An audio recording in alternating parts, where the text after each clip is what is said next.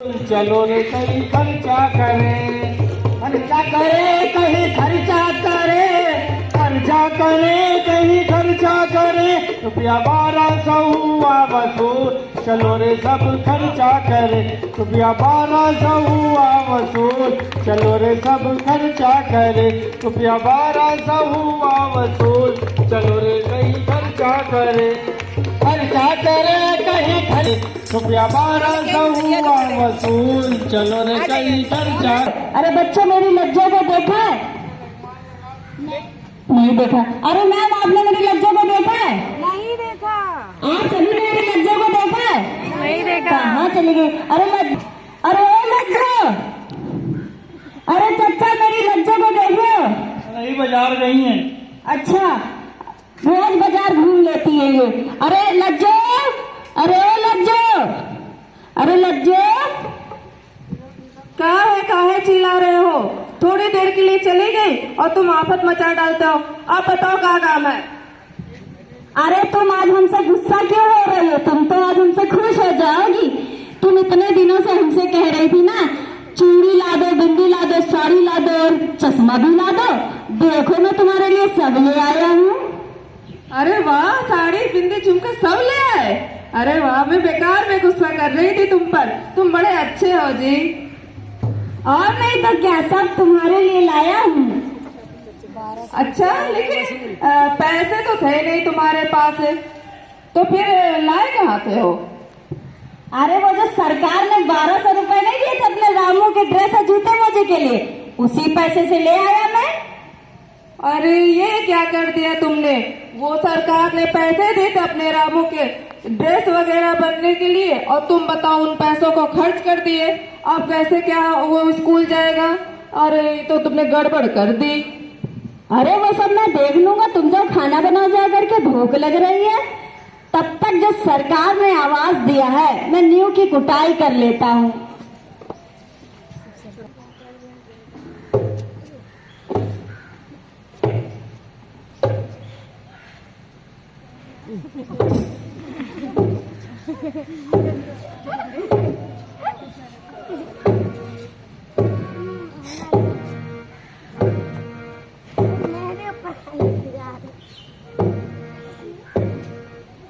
चल है। अरे नमस्ते मैम साहब, नमस्ते। ठीक है ये। और तुम्हारा लड़का रामू कई दिनों से स्कूल नहीं आ रहा है, सब ठीक है? तबीयत उसकी बढ़िया है? अरे क्या बताए मैम, अभी मेरा मकान बन रहा है, अभी गेहूं की कटाई भी होनी है। कल परसों में भेज दूंगा उसको स्कूल। कौन सा वो इंटर और बीए की पढ़ाई पढ़ रहा है, तीसरे में तो पढ़ रहा है मेरा लड़का। जब ये सारे घर के काम हो जाएंगे तब भेज दूंगा उसको स्कूल। तो ये बात है। और ये जो नींव की कुटाई बड़े लगन के साथ कर रहे हो, वो किस लिए कर रहे हो ये बताओ जरा। वो इसलिए मैम साहब, नींव में बनाऊंगा तो वो मजबूती से और काफी लंबे समय तक टिकाऊ बना रहेगा मेरा मकान। अरे वाह, अपने आवास के लिए तो कितना सब कुछ कर रहे हो। और इसमें डाला भी तुमने बहुत कुछ है।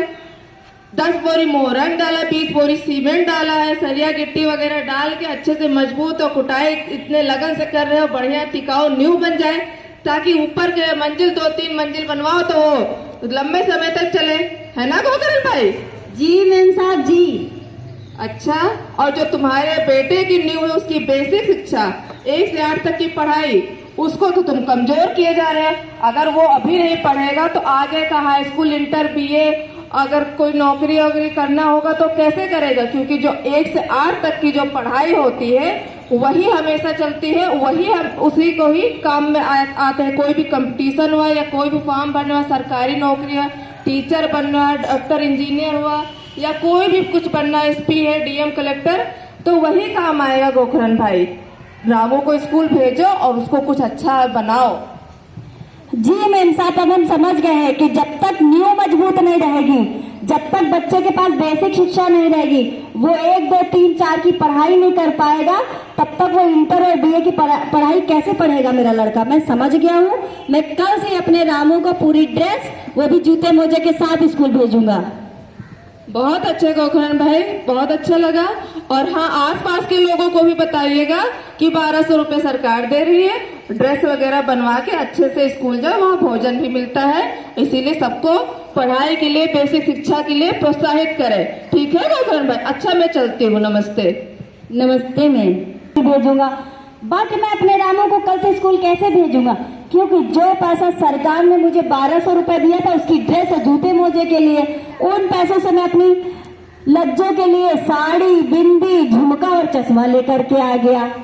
अब समझ में नहीं आ रहा है कि मैं अपने लड़के को कल से स्कूल कैसे भेजूं। रोज लज्जो भी तो मैम कितने दिनों से मुझे परेशान कर रही थी, साड़ी ला दो, बिंदी ला दो, ये ला दो, वो ला दो।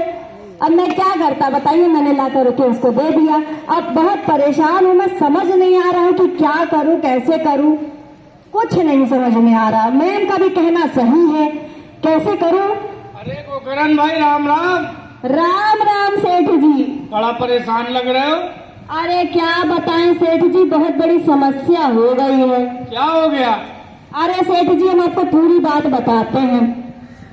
मेम साहब आई थी, वो हमसे कह के गई है बेसिक शिक्षा बहुत जरूरी है, और हमसे हो गई है एक गलती। जो सरकार ने 1200 रुपए दिया था हमारे रामू के जूते ड्रेस के लिए, उन पैसों से मैं अपनी लज्जों के लिए साड़ी, बिंदी, झुमका और चश्मा लेकर के चला आया। अरे तो बताओ, हम पैसा दे दे? ये सेठ चंपत लाल किस दिन काम आएगा?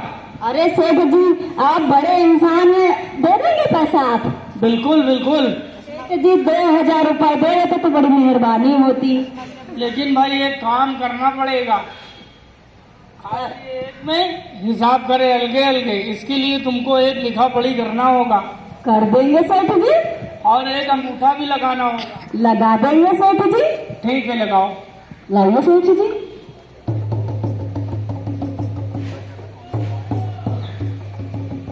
पढ़े लिखे में होने से अंगूठा लगा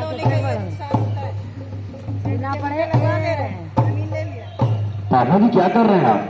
क्या हुआ बेटा? सेठ जी से ले रहे 2000 रुपया, इसमें लिखा 5000 देना है। अरे अगले महीने मुझे 5000 रुपए देने हैं, ये क्या अनर्थ होने जा रहा था मुझसे, क्या गलती होने जा रही थी? इसीलिए मैं कहते हूँ अपने रामू को स्कूल भेजो, लेकिन तुम सुनते नहीं। अभी सेठ लेते 2000 रुपये, सेठ से लेते 2000 रुपये और भरना पड़ता 5000 रुपये। आज रामू ने तुम्हें बचा लिया, अगर इसको पढ़ाया लिखाया नहीं होता तो आज तुम 5000 रुपया भरते और कहीं जमीन जायदाद लिखवा लेते, तब क्या होता? ये तो तुमने सोचा ही नहीं कुछ। हाँ लज्जा, तुम ठीक कह रही हो। अब हम अपने लड़के को पढ़ाएंगे और अच्छे से पढ़ाएंगे, लेकिन जो सरकार ने जो पैसे दिए थे 1200 रुपए में, वो तो बताओ खर्चा कर दी मेरे साड़ी, बिंदी, झुमका, चश्मा लाने में। और अब बताओ कैसे हम भेजेंगे स्कूल? अब 1200 रुपया अब हम जो सरकार देगी हमारे ड्रेस के लिए, उसे हम वही पैसे ड्रेस, बस्ता, मोजे, जूते में ही खर्च करेंगे। अब ये हम लोग कसम खाते हैं। हाँ लज्जो, बिल्कुल ठीक है, आप लोगों का बहुत बहुत धन्यवाद। अब हमारा नुक्कड़ नाटक समाप्त होता है।